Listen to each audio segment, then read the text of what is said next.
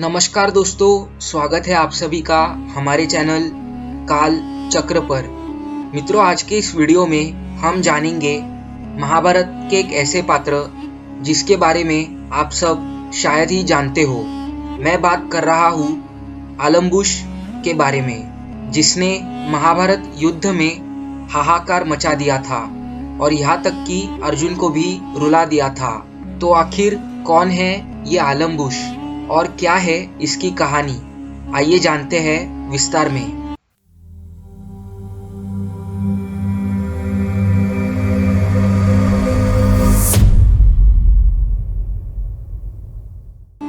प्रेक्षकों, आलम्बुश एक राक्षस था और वे बकासुर और किरमिरा का छोटा भाई था, जो महाभारत युद्ध में कौरवों की तरफ से लड़ा था। जैसे कि महाभारत के भीष्म पर्व में वर्णित है, ये वही है जिसने अर्जुन के पुत्र इरावन को मारा था। और जैसे द्रोण पर्व में वर्णित है, अंत में भीम के राक्षस पुत्र घटोत्कच द्वारा आलम्बुश मारा गया। दोस्तों, महाभारत में उल्लेख है कि आलम्बुश ऋषि ऋष्यशृंग का पुत्र था। लेकिन दोस्तों, प्रश्न ये उठता है कि अगर आलम्बुश एक ऋषि यानी ब्राह्मण का पुत्र था, तो आखिर वे राक्षस कैसे हुआ? तो इसका उत्तर ये है कि महाभारत में इसका कारण नहीं समझाया गया है, क्योंकि महाभारत में बहुत सारे पात्र हैं। इसीलिए वेद व्यास, सौती जैसे लेखक, यहाँ तक कि गणेश भी हर एक बात की व्याख्या नहीं कर सकते हैं। प्रत्येक वर्ण का विवरण देने के लिए उनके बहुत सारे चरित्र हैं, जो उनकी सीमा से भी परे है। इसीलिए अब सीधा जानते हैं कि आलम्बुश ने युद्ध में क्या किया और उसका वध कैसे हुआ। महाभारत में जब अर्जुन और उसका पुत्र इरावन हाहाकार मचा देते हैं, तो कौरव पक्ष में चिंता की लहर दौड़ जाती है। महाभारत के भीष्म पर्व के 83वें अध्याय के अनुसार महाभारत युद्ध के 7वें दिन अर्जुन और उलूपी के पुत्र इरावन का अवंती के राजकुमार विंद और अनुविंद से अत्यंत भयंकर युद्ध हुआ। इरावन ने दोनों भाइयों से एक साथ युद्ध करते हुए अपने पराक्रम से दोनों को पराजित कर दिया और फिर कौरव सेना का संहार आरंभ कर दिया।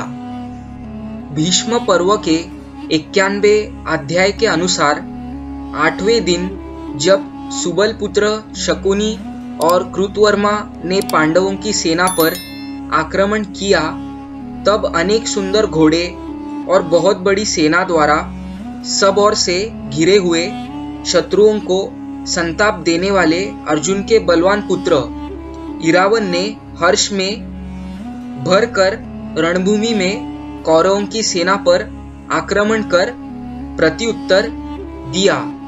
इरावन द्वारा किए गए इस अत्यंत भयानक युद्ध में कौरवों की घुड़सवार सेना नष्ट हो गई और शकुनी के 6 पुत्रों का उसने वध कर दिया। यह देख दुर्योधन भयभीत हो उठा और वह भागते हुए ऋषि ऋष्यशृंग के पुत्र आलम्बुश के पास गया, जो पूर्व काल में किए गए बकासुर वध के कारण भीमसेन का शत्रु बन बैठा था। युद्ध में आलम्बुश को उतारा जाता है। उधर ये बात पांडवों को पता चलती है, तो श्री कृष्ण कहते हैं कि आलम्बुश पांडवों पर अंकुश लगाएगा। ये बात उनका भ्रम है भैया। जो धर्म पर होते हैं और धर्म के लिए लड़ते हैं, उन पर तो मृत्यु भी अंकुश नहीं लगा सकती, क्योंकि वे अपनी जान हथेली पर रख कर युद्ध करते हैं। फिर इरावन का आलम्बुश से भयंकर युद्ध होता है और अंत में अर्जुन पुत्र इरावन मारा जाता है। इसके बाद आलम्बुश का घटोत्कच के साथ युद्ध होता है। वीर घटोत्कच शाल्कण कटा के पुत्र आलम्बुश को धरती पर पटक कर उसकी हड्डियां चूर चूर कर देता है और इस तरह मायावी राक्षस आलम्बुश का भीम के पुत्र घटोत्कच द्वारा वध हो जाता है। तो दोस्तों, इससे भी हमें यही पता चलता है कि अगर चाहे कुछ भी हो, इंसान धर्म के रास्ते पर चलता है तो उसकी जीत निश्चित है और उसे जीतने से कोई नहीं रोक सकता। इसीलिए हमेशा धर्म की राह पर चले और सत्य और सच्चाई का साथ दे।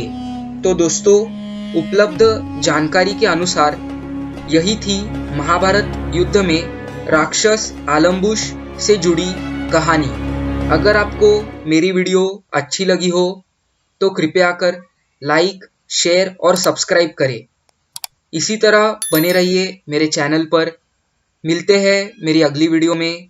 तब तक के लिए धन्यवाद। जय श्री कृष्णा।